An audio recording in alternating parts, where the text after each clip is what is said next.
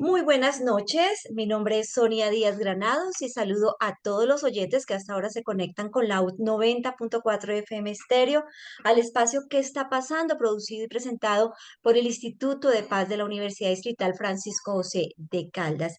Recordando nuestras redes sociales en donde se pueden encontrar, donde pueden encontrar toda la información producida por el Instituto, además las transmisiones de estos programas en Facebook, estamos como IPASUD, Instituto de Paz de la Universidad Distrital, en Twitter como @ipasud, en YouTube ipasud Distrital y también nuestra página web ipasud.udistrital.edu.co. Y como todos los miércoles, hoy 3 de mayo vamos a hablar sobre un tema que es coyuntural en este momento. El pasado 1 de mayo fue el Día Internacional del Trabajo o el Día Internacional del Trabajador.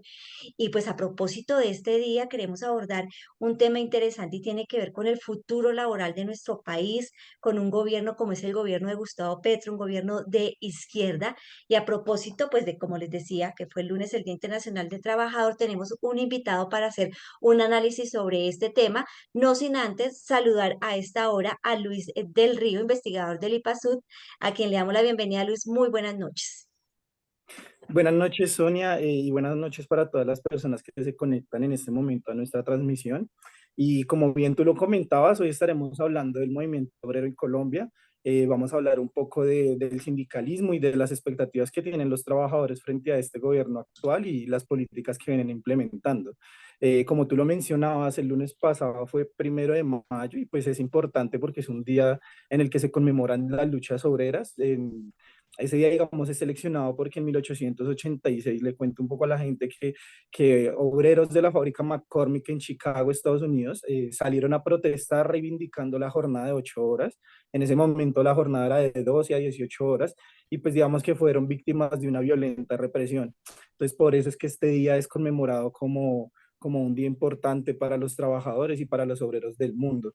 Esto es algo que viene, digamos, surgiendo desde incluso el inicio de la revolución industrial, cuando allá por allá en Inglaterra, a inicios del siglo XIX, aparecieron estos primeros movimientos obreros que tanto han cobrado fuerza a lo largo de la historia, ¿no? Han llegado incluso aquí a Latinoamérica.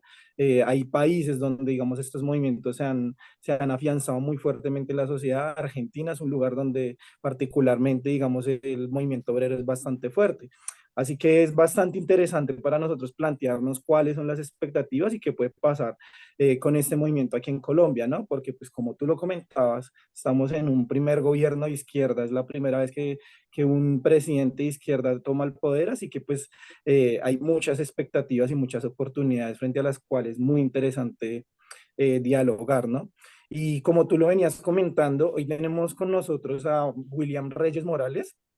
William Reyes es docente y es dirigente sindical y social, es ilustrador gráfico y es promotor de los derechos humanos y los derechos laborales y sindicales. William tiene estudios en pintura, caricatura, humor gráfico y sociología. Te cuento que William actualmente es el presidente del Comité Ejecutivo Nacional de FENALTRACE. FENALTRACE es la Federación Nacional de Trabajadores al Servicio del Estado. Esta federación reúne a muchos de los servidores públicos del país y pues William también es integrante de la Comisión Sectorial del Sector Público, es negociador y es asesor de las negociaciones colectivas y estatales del sector privado, perdóname. William ahorita está en el equipo de negociadores que está en la mesa de negociación con el gobierno nacional para pues hablar un poco de las necesidades y de los derechos que exigen los servidores públicos en nuestro país. Así que bueno, buenas noches William y te saludamos hoy acá en nuestro programa. Bueno, muy buenas noches a ti, Luis Ernesto, a Sonia, un abrazo fraterno y a todas las personas que están conectadas con este importante espacio de debate, de formación, de pedagogía y yo diría que a la vez de promoción, porque aquí se promueven valores que para nosotros tienen un aspecto fundamental en el desarrollo de la democracia del país. Claro, evidentemente es muy importante reunirnos acá para dar estas discusiones, ¿no? Pues digamos, yo quiero empezar preguntándote, William, ¿Cómo vivieron esta jornada el 1 de mayo? Qué tal estuvo? ¿Cómo lo vieron ustedes desde los sindicatos? ¿Qué vieron? Bueno, lo primero que tenemos que decir es que esta nueva edición del 1 de mayo, Día Internacional de los Trabajadores, se constituye en una conmemoración de los 137 años de luchas obreras por adquirir eso que nosotros denominábamos dignidad laboral, pero que hoy en día a la par está consignado en un amplio capítulo de los derechos humanos, laborales y sindicales. Fue muy difícil llegar a reconocer luego en el año 1919 que fue creada la OIT, pero para llegar a esa creación de la OIT en medio de la Primera y Segunda Guerra Mundial, se produjeron, como tú lo señalabas ahora, grandes movilizaciones obreras, en particular. Todo esto tiene origen en el continente europeo, pero al igualmente tuvo repercusión aquí en América y en particular en los Estados Unidos, que estaban en su proceso de conformación. Entonces, 1886, el 1 de mayo, se configura en una gran movilización en donde a raíz de los hechos que se ocasionaron y con otros antecedentes que se tuvieron, fueron condenados al patíbulo 5 dirigentes obreros y por eso se conmemora. Yo siempre insistiré en que es una conmemoración porque a la gente le han cambiado la semántica del término, lo llevan a celebración y nosotros no tendríamos por qué celebrar el ajusticiamiento de unos dirigentes sindicales con cuyo ejemplo fue que se generó posteriormente en el escenario de la OIT el reconocimiento del 1 de mayo como Día Internacional de los Trabajadores y conmemoramos esa lucha tan significativa, patriótica, internacionalista, solidaria de estos dirigentes sindicales que ofrendaron su vida. De ahí hacia acá, pues nosotros tenemos otros hechos también muy destacables, dentro de los cuales incluso murieron mujeres obreras en las empresas textileras y aquí en Colombia al igual. Se han producido multitud de hechos, quizás el más destacable en la historia, la conocida como Masacre de las Bananeras en diciembre de 1928. Y claro, evidentemente es bastante importante, digamos, tener en cuenta eso, ¿no? Que es una conmemoración, que estamos hablando de que este día realmente es simbólico digamos, darle voz a esas personas que quizás en algún momento fueron silenciadas por liderar todas estas luchas por los derechos laborales, ¿no? Entonces es muy importante tener siempre eso muy presente. Y William, digamos, en la jornada del día lunes, el 1 de mayo, tú quizás viste de pronto que hubiera otro mensaje, que hubiera, digamos, otra forma de que se haya realizado digamos, esta conmemoración. ¿Viste cosas particulares que de pronto te hayan llamado la atención, que tú digas como, wow, estamos dando otro mensaje y estamos viendo desde otra perspectiva este día, pues de parte del gobierno, ¿no? También. Bueno, es la primera vez que en Colombia hacemos un 1 de mayo en un contexto sociopolítico diferencial diametralmente. Todas las protestas que han antecedido han sido para protestar, para exigir el respeto a los derechos laborales y sindicales. Pero en esta ocasión, cuando en Colombia se ha generado un proceso de inicio, de transformación de las relaciones políticas del Estado con la base social, pudiéramos hablar del constituyente primario, pero a la par, la relación entre capital-trabajo, entre empresarios, trabajadores y entre el patrón empleador más grande de Colombia, que es el patrón Estado. Nosotros tenemos que decir que el día lunes se produjo por primera vez una movilización social para apoyar desde las calles, desde la movilización social, el proceso de transformación que se expresa en la aspiración suprema de la cantidad de desempleados que hay, como de la minoría empleada que hay en Colombia, por tener derecho al trabajo en condiciones dignas. Hay que decir que en ese contexto se observó en el desfile no solamente, porque en Bogotá hubo muchas marchas, en el país, al igual en las ciudades capitales e intermedias, por primera vez se desfila sin la presencia de la fuerza represiva del aparato estatal representado por el escuadrón antidisturbios y por la policía. Y los medios no han querido registrar la normalidad, la paz, el entusiasmo, la alegría, la creatividad de toda esta gente que salió a la calle. Es lo primero que nosotros tenemos que destacar. Los disturbios por ninguna parte se vieron. Al contrario, la prensa lo que ha hecho es poner en duda la cantidad de gente que salió a las calles, pero a la par también poniendo en duda las razones y los motivos que han impulsado a que la gente salga a las calles. Entonces, los medios de comunicación, yo siempre denomino los medios de comunicación tal cual como los ha caracterizado también un profesor universitario y sociólogo, el profe Renan Vega. Él habla de la falsimedia y esa falsimedia que está constituida por los medios masivos de comunicación al servicio del poder político y económico del país, pues cogen y distorsionan completamente la información. Entonces hoy, a efectos luego el 1 de mayo, lo que han llamado la atención es que aquí la población está siendo manipulada por un discurso presidencial que está hablando de llamar a hacer una revolución por la vía violenta. Entonces yo creo que la irresponsabilidad tanto de esos medios de comunicación como de una cantidad de congresistas que ahí se han escuchado en los debates que se estaban dando el día martes 2 de mayo, dejan muy claro que aquí no quieren permitir que lo que sucedió el 1 de mayo, en donde se expresa la gente pacífica, entusiasta y alegremente, que son las reformas, entonces no se le dé prensa, no se le dé razón. Aquí el día 1 de mayo, la gente salió a manifestarse a favor de un cambio, en respaldo a un gobierno que por primera vez llega interpretando el sentimiento popular.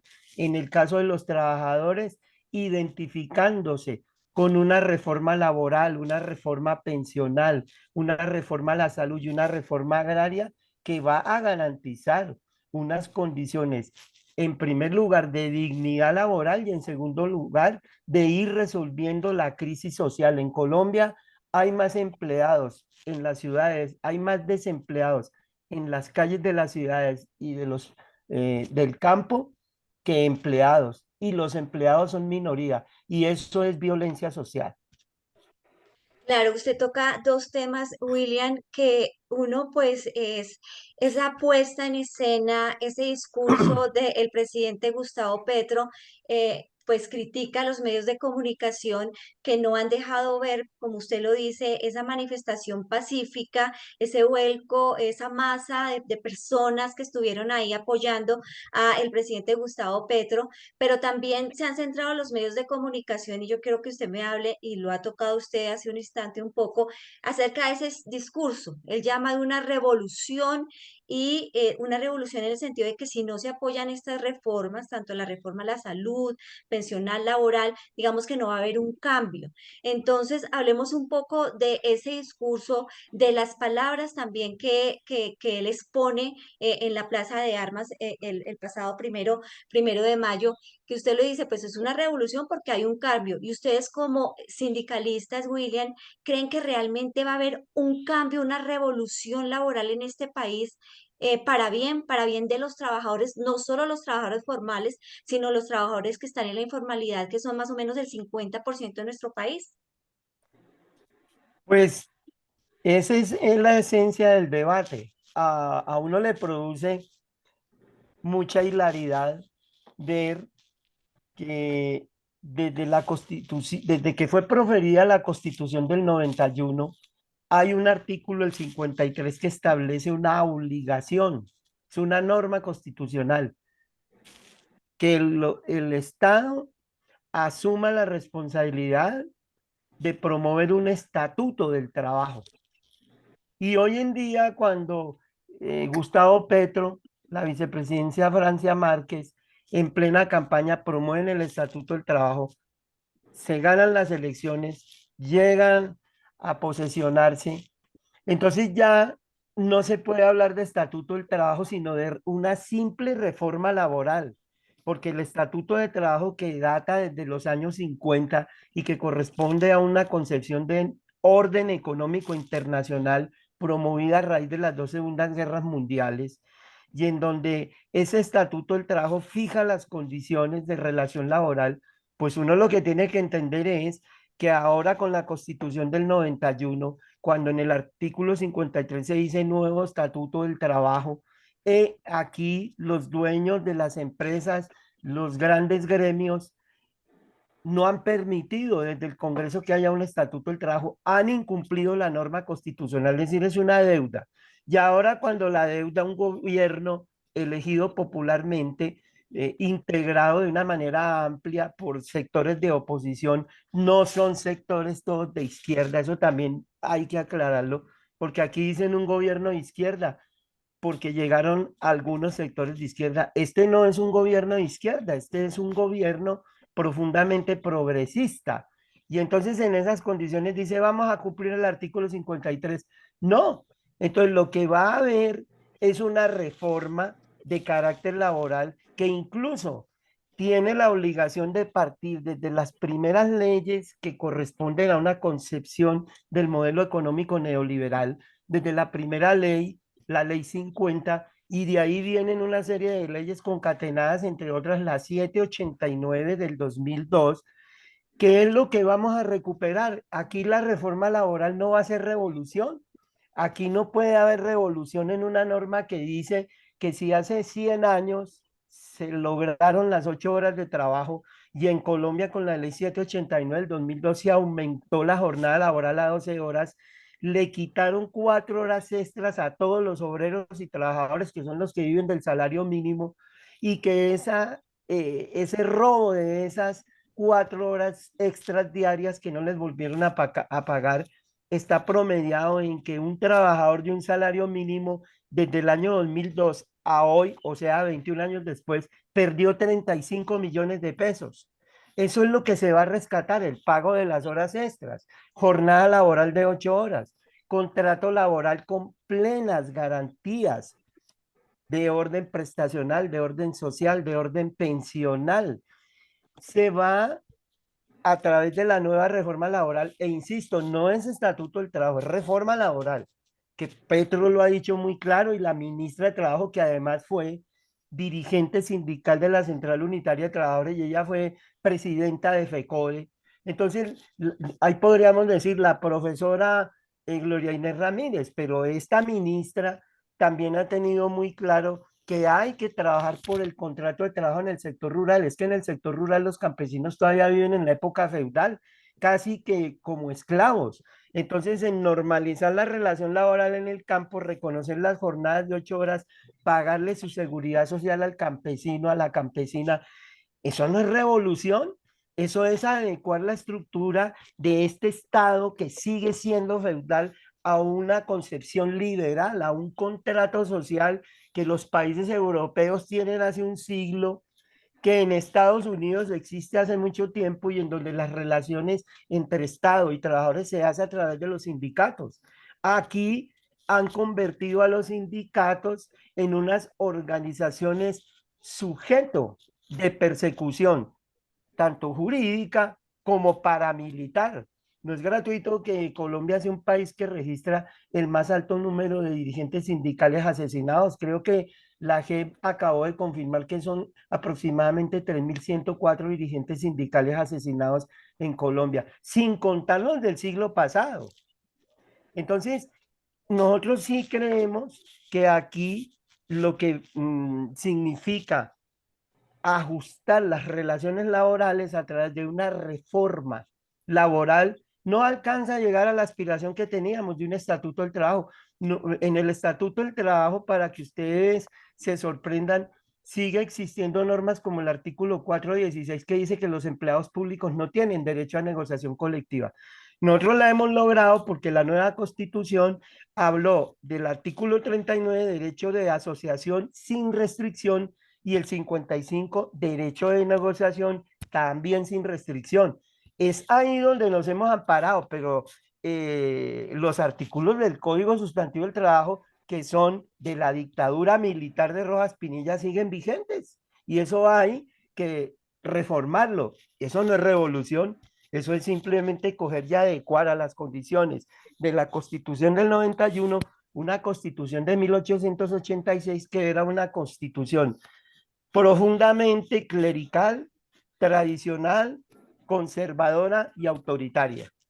Eso es lo que tiene que superar esta Constitución del 91 en la nueva reforma laboral, que hubiéramos querido que fuera un estatuto del trabajo, pero va a ser imposible porque los empresarios, los ganaderos, los terratenientes, pues están en el Congreso y ellos son los que se oponen. ¿Por qué? Pues porque van a haber unas relaciones laborales donde no van a poder explotar de la manera como lo han hecho hasta ahora la mano de obra del trabajador en la ciudad y en el campo. Va a haber normas que dignifiquen el trabajo y van a haber normas en donde ellos tengan que respetar los derechos humanos laborales y sindicales, dentro de los cuales está el derecho de asociación que ya mencioné. Claro, sí, yo le preguntaba a William también que, o sea, con respecto a lo que usted acaba de decir, preocupa y lo he escuchado de muchos expertos, abogados laborales, que dentro de esa reforma laboral no se tiene pensado mucho a la informalidad, o sea, son unos cambios que van a ver a personas que trabajan en la formalidad, es decir, estamos hablando sobre lo que usted decía, las horas extras, la jornada laboral, que no va a ser hasta las 9 de la noche, sino hasta las 6 de la tarde.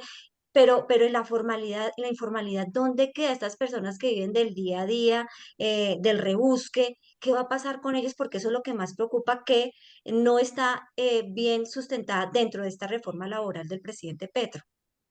Claro, el problema es que Gustavo Petro, Francia Márquez, la ministra de Trabajo, Gloria Inés Ramírez y todo el equipo, lo que buscaban era un estatuto del trabajo, pero tienen que ser conscientes y objetivos que aquí la relación política no va a permitir ir tan al fondo. Por eso Petro hablaba de que, hombre, si no hay reformas, el efecto inmediato que va a ser, pues una revolución. ¿Y qué es la revolución? Él no está diciendo la revolución mañana, no, él va a decir, la gente va a quedar inconforme y va a seguir acumulándose la reacción de la gente mientras se organizan. Pero en el caso, por ejemplo, como tú lo planteas, en un país en donde la población económicamente activa está tirada a la informalidad en las calles, en donde todos los centros urbanos, ciudades, capitales e intermedias como los pueblos están llenos de tendales y de desfiles de gente vendiendo cualquier cantidad de cosas para sobrevivir. Eso fue lo que estalló el 28 de abril del año 2021, hace 2 años. Ese fue el estallido social de la gente que ya no puede comer sino una vez al día, que no tienen un ingreso. Entonces, ¿qué dice el presidente de la República en su campaña? Pues lo primero que vamos a tener que hacer es que la gente tenga 3 comidas en el día.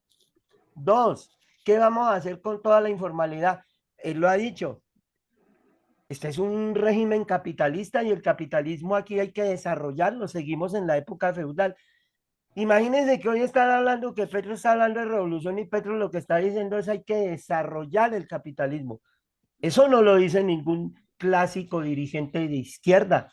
Estaría diciendo, vamos a derribar los muros del capitalismo y vamos a transformar esto. No, él está diciendo, vamos a desarrollar el capitalismo. ¿Cómo lo vamos a hacer?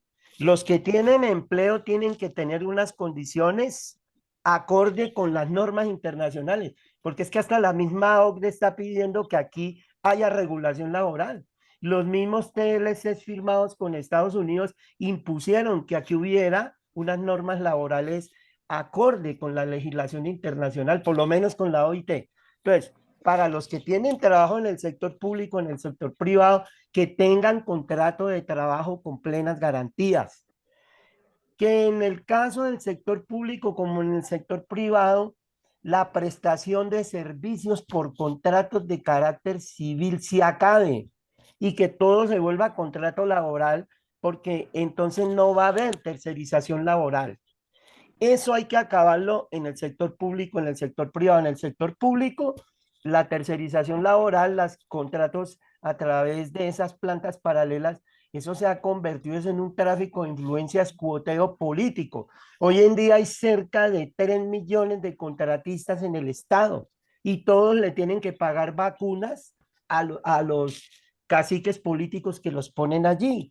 Entonces, para los informales, el gobierno también ha desarrollado toda una estrategia que radica en que reconocer que hay economías populares, economías solidarias, economías del cuidado. Y esto hay que irlo reglamentando para que también las personas tengan un ingreso regular. El futuro del campo va a estar en las economías solidarias, en la economía que desarrolle las cooperativas agrarias, que le garantice a los campesinos que al instalar las vías terciarias puedan sacar sus productos.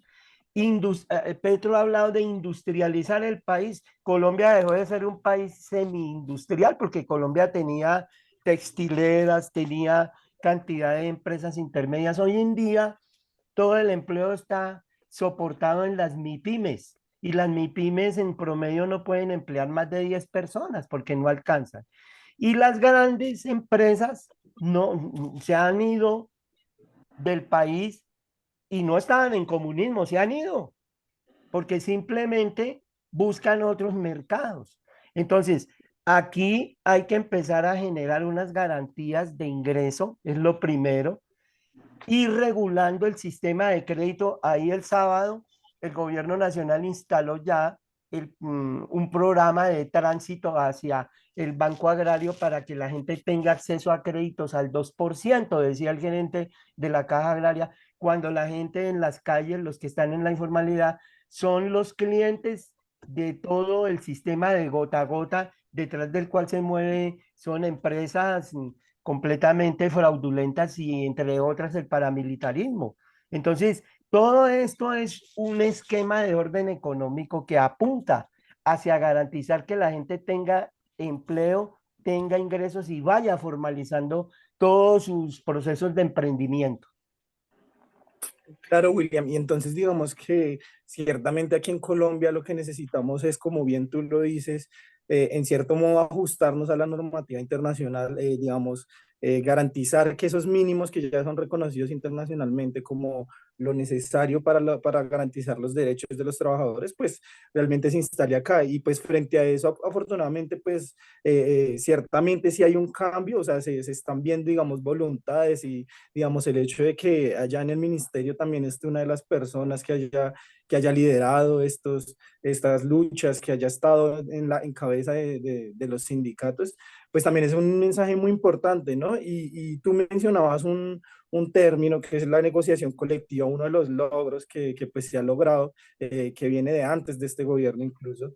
Y pues frente a eso me parece muy importante que también nos cuentes qué es esto de la negociación colectiva, ¿no? Qué es lo que vamos a negociar, porque si bien tú lo dices, van a haber unas reformas, una serie de reformas, más sin embargo, ahí no acaba el trabajo, ¿no? Ahí hay que seguir y hay que seguir planteando nuevos cambios y pues es eso lo que precisamente se puede negociar, ¿no? Entonces, cuéntanos quizás un poco qué es esto de las negociaciones y cómo va eso a este momento con este nuevo gobierno, ¿no? Pues desde el momento en que los trabajadores del mundo conquistaron en la primera internacional que se conoció, la primera internacional comunista, la reunión de todos los trabajadores en sus sindicatos, se propuso conquistar el derecho de negociación colectiva y es que a partir de esa concepción rusoniana que hay del contrato social entre el Estado y la base social, se determinaran unas normas de contrato y de funcionamiento del Estado con sus electores, el constituyente primario, diríamos acá.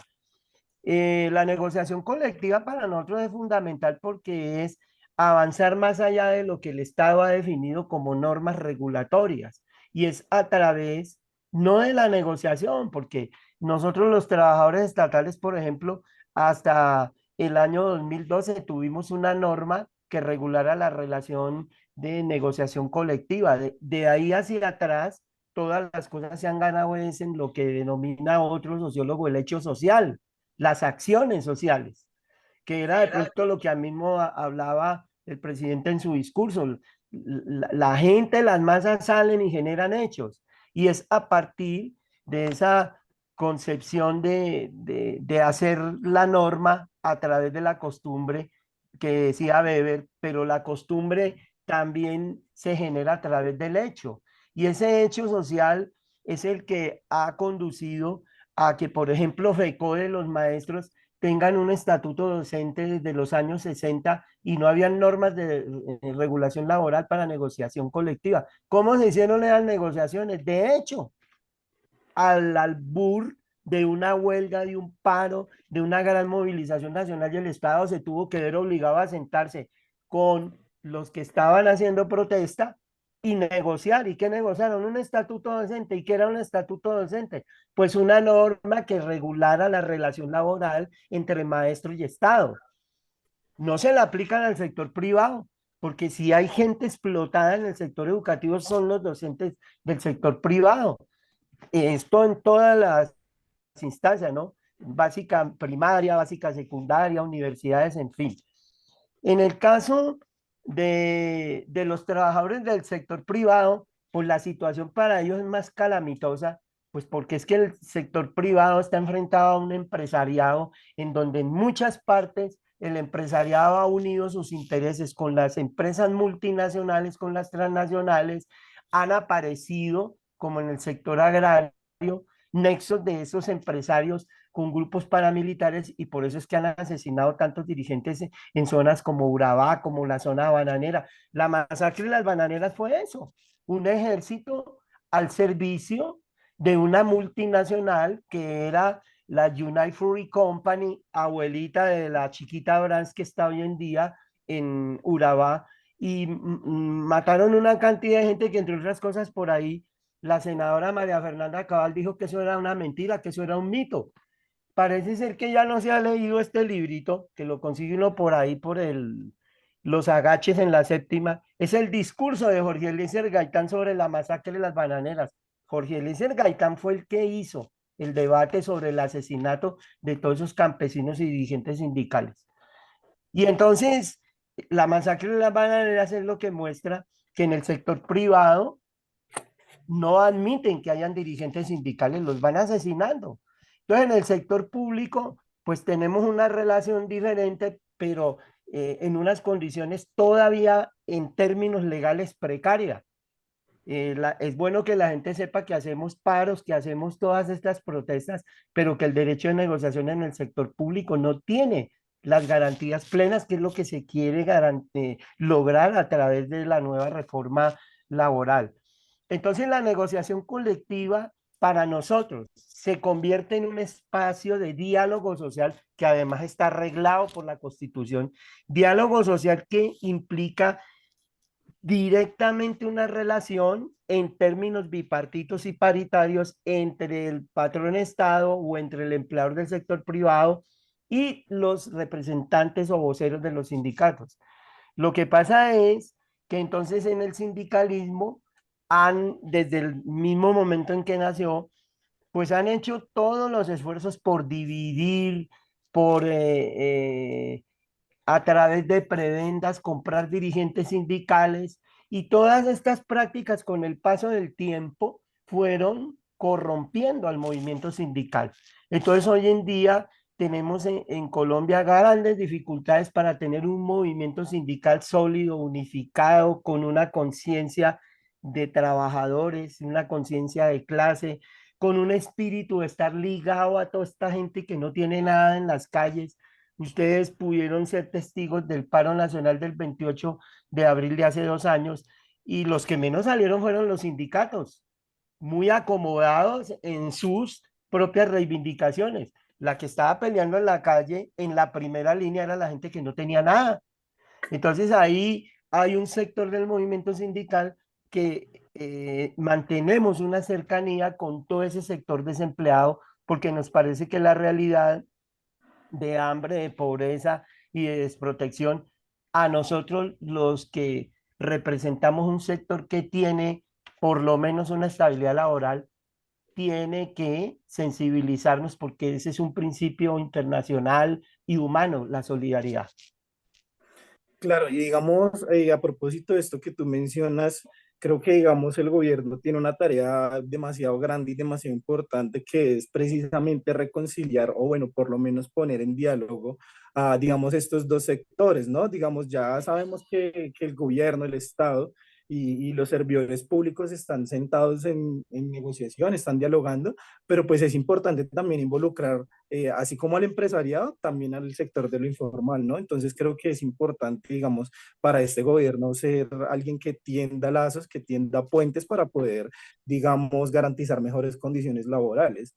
Y frente a esto, digamos, me parece muy llamativo que parece haber, digamos, cierta sinergia entre los planes que tiene este gobierno, entre lo que se está planteando desde el gobierno y, digamos, estas necesidades que se han venido expresando desde hace un tiempo en estas negociaciones y de parte de los sindicatos. Entonces, pues yo quiero saber también cómo es esa relación que ustedes están manteniendo ahorita con el Estado, ¿no? Cómo es esa negociación que mantienen ustedes los negociadores con los negociadores del gobierno. Podemos esperar que, digamos, se puedan seguir avanzando, podemos hablar de posibles posibilidades, perdón, futuras digamos, seguir ampliando y seguir trabajando en esta materia, ¿no? ¿Tú crees que, digamos, hay un ambiente favorable? Pues yo sigo pensando y seguiré convencido que no es lo mismo hablar con un gobierno que como hace 21 años, lo primero que hizo fue suprimir el Ministerio del Trabajo, lo liquidó y unificó los ministerios de salud y de trabajo en un solo sindicato y entonces duramos 8 años sin salud y sin reglas de trabajo. Nosotros creemos que el Estado debe cumplir, y esa es una tesis liberal, el contrato social, y el contrato social implica que tiene que hablar con la sociedad organizada, y la sociedad civil tiene una gran fuerza en los sindicatos. Entonces uno siempre tendrá que poner el ejemplo de los países nórdicos, que son los países más desarrollados, y allí difícilmente la gente verá que hayan huelgas, que hayan paros, que haya masacres, que haya incendios, pues porque el Estado se sienta y habla con sindicatos que son poderosos, sindicatos de 4 o 5 millones de afiliados, y no le tienen miedo, porque es que así es que se construye una sociedad moderna. Nosotros creemos que aquí hay que avanzar en esa perspectiva, solo que aquí se impuso desde los años 60 y antes de los años 60 se venía en medio de la Segunda Guerra Mundial y luego que finalizó ella, adelantando una cruzada contra los sindicatos, contra las organizaciones sociales. Entonces, cuando se desarrolla y se aplica en prevención a que no se volvieran a repetir ejemplos como el de la Revolución Cubana, entonces aparece la doctrina de la seguridad nacional y determinan que todos los que piensen diferente o se opongan al Estado son enemigos internos y a los enemigos internos hay simplemente que liquidarlos. Y entonces a raíz de eso es que si nosotros miramos el Frente Nacional, que fue una época tan oscura, ¿a qué conllevó el Frente Nacional? El Frente Nacional reprodujo cerca de 7, 8 grupos armados insurgentes en Colombia. A la vuelta de 20 años esto estaba lleno era de grupos insurgentes. O sea, de los años 60 a los 75, 80 fue que las guerrillas tomaron fuerza y el movimiento sindical le tocó asumir en todo este contexto una lucha muy heroica, porque entonces a los sindicatos los acusaban de tener algún vínculo con organizaciones de este tipo.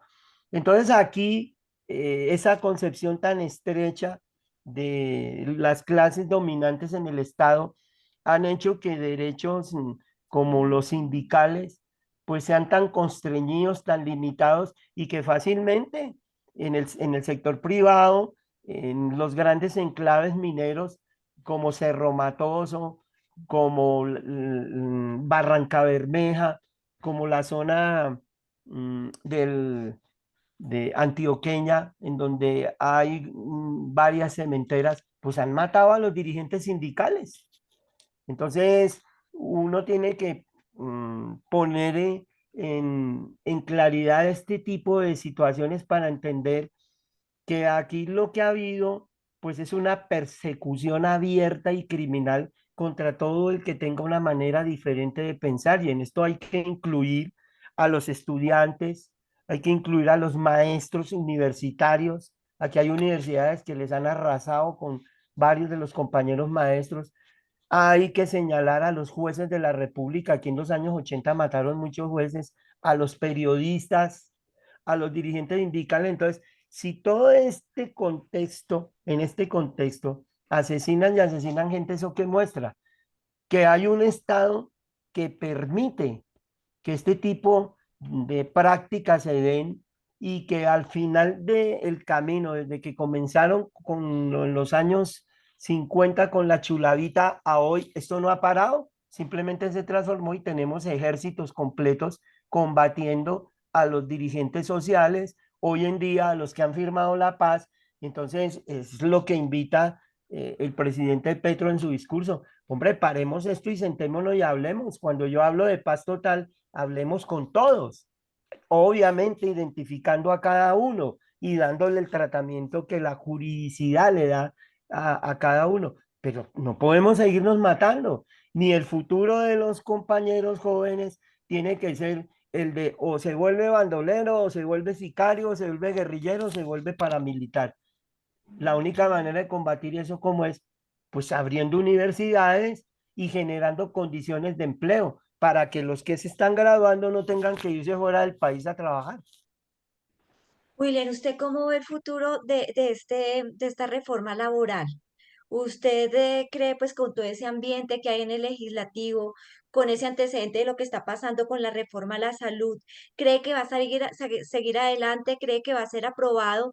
Y si no es así, ¿qué va a pasar? Nosotros desde el punto de vista como trabajadores y trabajadoras, nosotros tenemos claro, porque es que la gente no entiende que la ley 789 que hizo en el 2002 habla de trabajo, de salud y de pensiones. Al otro año, la ley 799 hizo la reforma pensional. Hubo acto legislativo y quitaron el derecho de pensión en las negociaciones colectivas. Nosotros tenemos claramente que esto comenzó desde la ley 50, los que trabajamos, pero la gente que no trabaja y que desde el año 2002 tiene esta dictadura de normas, es gente que nunca ha tenido contrato de trabajo ni sabe qué es un vínculo laboral normal. Es más, no pueden defenderlo, tienen que hacer lo que hicieron los rapitenderos, salir a defender, a salir a pelear en contra de la reforma laboral porque les va mejor a punta de recibir propinas según ellos. No, yo creo que el debate se va a profundizar. Esa pregunta que tú haces es muy oportuna. Aquí se va a profundizar el debate. Aquí muchos de esos congresistas que además están en campaña electoral, si ellos no interpretan el propósito de estas reformas que son justicia social, no es más, justicia social, muchos de esos congresistas no van a ser reelectos, no van a, la gente no va a votar por ellos. Dos, nosotros nos vamos a tener los sindicatos que salir a la calle y a pesar de que hay 9 centrales sindicales, cuando Luis Ernesto me preguntaba ahora en la negociación, nosotros rompimos negociación con el gobierno de Petro la semana pasada porque nos ofrecieron 5.500 pesos de incremento salarial por cada millón para los salarios hasta de 6.400.000 y los mayores de 6.400.000, 2.200 pesos por millón.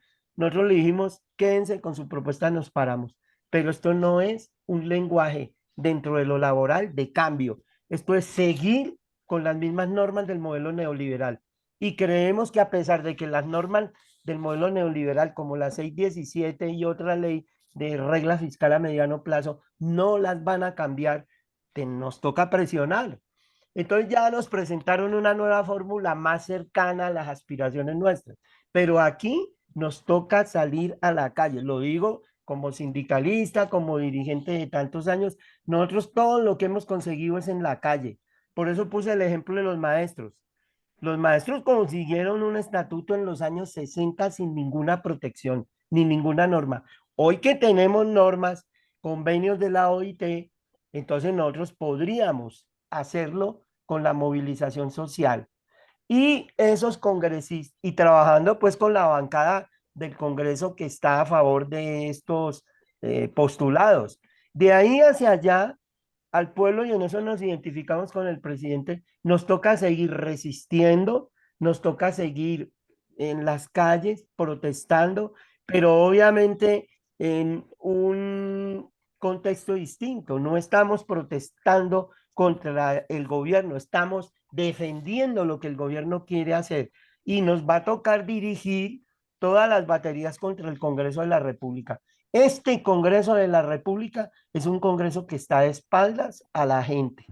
Y aquí no podríamos, pues nosotros no vamos a llegar a esos extremos. Hay otra gente que sí está interesada en incendiar el país.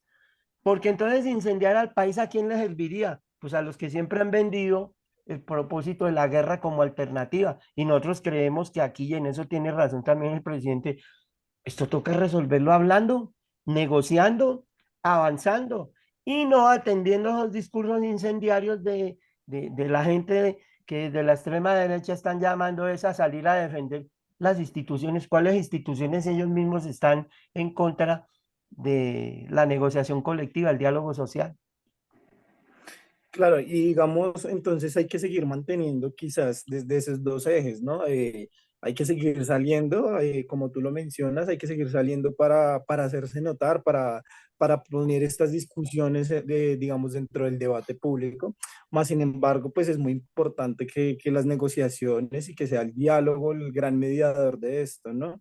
Sin embargo, pues mientras siga el modelo económico, pues es difícil, digamos, que esto se pueda dar. Y ya tú lo mencionabas, Petro no busca aquí venir a acabar con el modelo económico, sino pues realmente es desarrollarlo, ¿no? Y llevarnos quizás a un punto en el que podamos compararnos con economías más sólidas, donde pues ahí sí podamos sentarnos a hablar de otro tipo de cosas, ¿no? De cosas que van más allá. Digamos, frente a esto, ¿tú qué opinas? ¿Tú crees que realmente esta reforma laboral y todo esto que se está adelantando, todo este tipo de reformas que se están adelantando en el gobierno, puedan generar algún cambio en el modelo económico o crees que se va a seguir manteniendo? ¿Crees que de alguna forma eso va a impactar algo o realmente no ves, digamos, un cambio sólido en el modelo económico?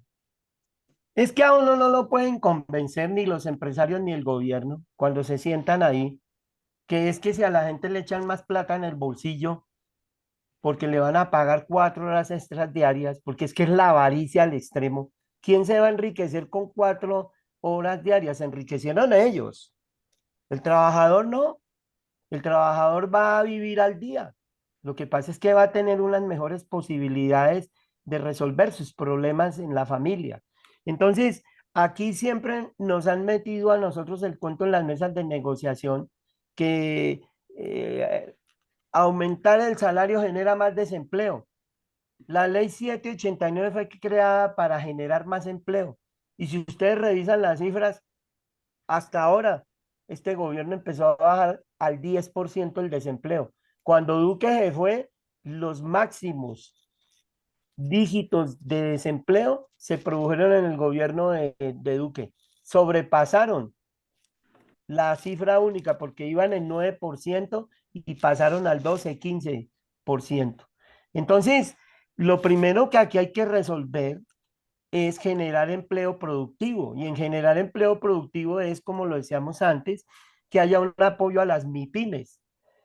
El mismo presidente ni siquiera se ha puesto a que haya inversión directa extranjera en la economía colombiana. Al contrario, tiene que generarse una confianza inversionista, como dice él, para que las grandes empresas multinacionales, transnacionales inviertan, pero en unas condiciones distintas, porque es que aquí se acostumbraron las empresas extranjeras a venir y que les den las mejores condiciones de explotación de mano de obra en las zonas francas y entonces todas las ganancias se las llevan ellos y aquí hay una exoneración de impuestos impresionante.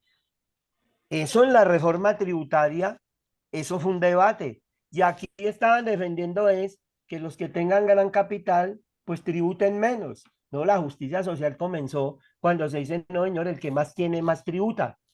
Ahí comenzó el debate.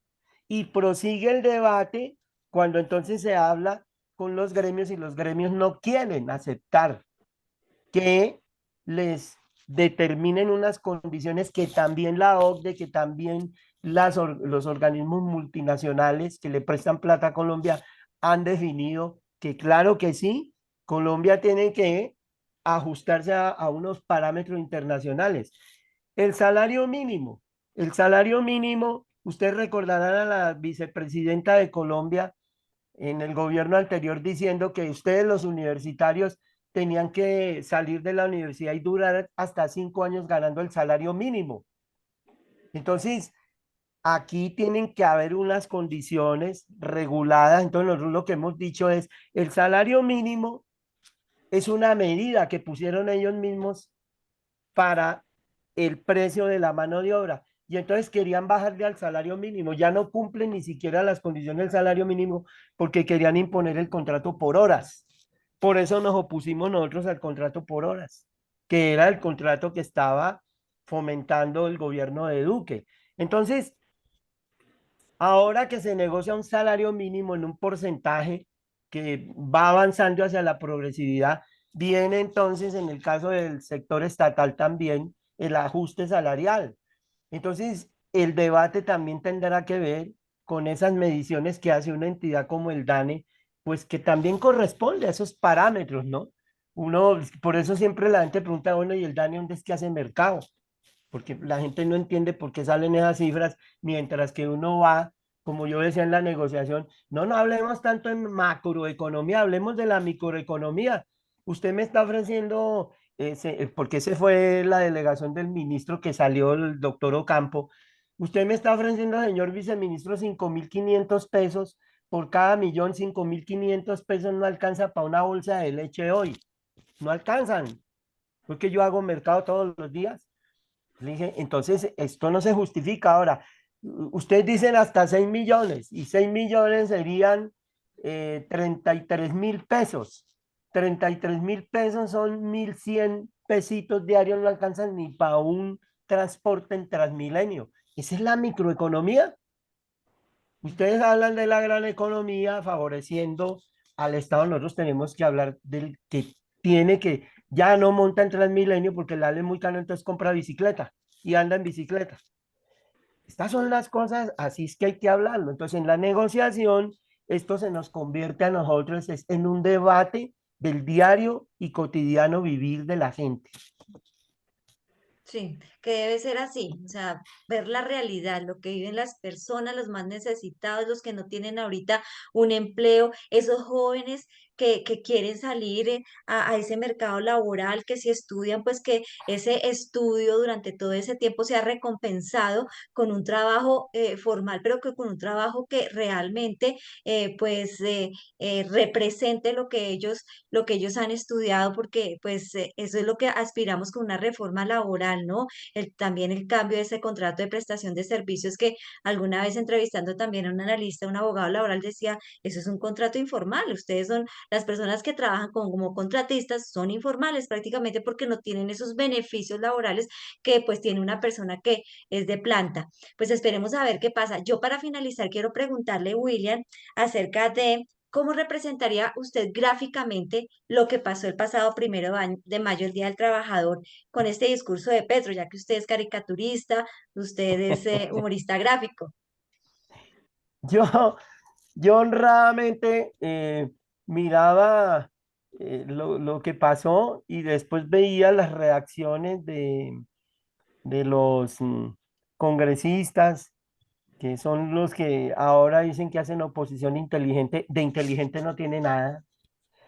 Yo los veo como esos perritos French Poodle, esa sería mi caricatura, un perrito de esos French Poodle que son escandalosos, todo el tiempo haciendo escándalo frente a otro que es mucho más grande y que ni les presta atención. Así lo veía, es decir, una caricatura comparativa a un Friends Puber haciéndole todo el tiempo eh, el taller a un dogo italiano gigante que está tranquilo sabiendo lo que va a hacer y lo que tiene.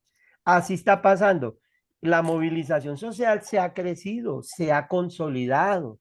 Aquí a pesar de que digan que Francia Márquez es negra, que es esto, que es aquello, que sube en helicóptero, que se baja, que el presidente Petro, que hablan del hijo, que hablan de la esposa, la gente en un alto porcentaje cada día entienden mal la situación. Ellos creen que la gente a base de manipulación informativa va a cambiar de opinión. No, la gente se viene dando cuenta de las cosas. Y algo muy importante, aquí ha crecido inmensamente el sector joven con conciencia. Y eso, ese es el cambio generacional. Los que ya vamos dejando esta actividad por obvias razones de vida, de edad, en fin, no estamos felices. Yo estoy feliz de ver tanta gente joven, consciente, eh, en las calles, construyendo, metidos en los procesos de economías solidarias, todo esto, porque lo veo a diario. Ahí está el futuro. Bueno, pues William, es sumamente valioso todo esto que nos has venido contando. Creo que nos ilustra bastante bien, digamos, cómo se han llevado estas luchas durante los últimos tiempos y pues qué podemos esperar en el futuro. Entonces, pues muy importante y la verdad hay que mantener muy firme, digamos, esa convicción por una esperanza del cambio y por poder avanzando. Y bueno, con esto te despido y vamos acabando con esta entrevista para que pues Sonia continúe con el resto de nuestra programación. Muchísimas gracias, William, por haber estado acá y de verdad es muy, muy, muy valioso todo lo que nos has contado. Bueno, yo les agradezco mucho el espacio a nombre de las trabajadoras, de los trabajadores del Estado, a nombre también de las personas que no tienen empleo en este momento. Hay un sector del movimiento sindical que somos conscientes, humanistas, solidarios y profundamente sensibles de su realidad porque la tenemos en nuestras familias.